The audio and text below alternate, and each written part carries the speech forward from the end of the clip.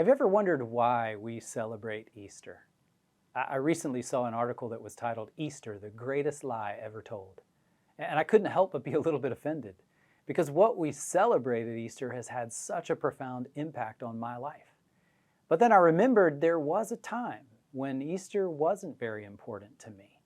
I grew up with great parents, but we were not the kind of family that went to church, not even at Easter. So learning about the significance of Easter was all very new to me. The fact that a middle-aged Jewish man chose to endure a horrible punishment in my place, it kind of blew my mind. And as I learned more about it, I began to realize that Easter explains everything about our faith. Don't get me wrong, I still had all kinds of questions, even doubts, but I knew that this event had somehow changed everything for me. Imagine you were in tremendous debt.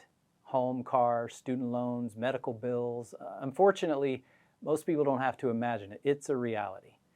Now imagine if someone you'd never met gave you $1 million.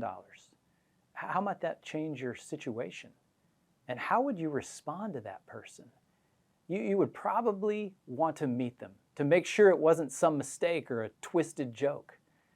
And you would probably wonder why they did it. What made them think you were worthy of such a gift? At a minimum, you probably would want to thank them. And that's what we're doing at Easter. We're coming together to say thank you, to acknowledge a gift that was given, a gift that would settle a debt we could never repay. And let's be honest, $1 million is a lot of money. And it would likely make a big difference in your debt situation. But the debt that was repaid for us at the cross is immeasurably more valuable because it doesn't just change our current situation, it changes our eternity. There's something else worth noticing about the transaction that took place at the resurrection, because that's what it was.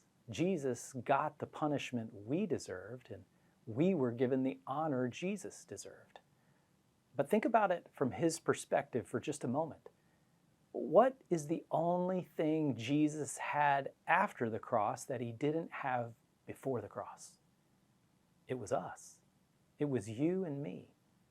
At the cross, he purchased our salvation with his own life, and it gave him joy to do it. Paul reminds us that for the joy that was set before him, he endured the cross. To Jesus, this was a worthwhile trade, his sacrifice for our salvation.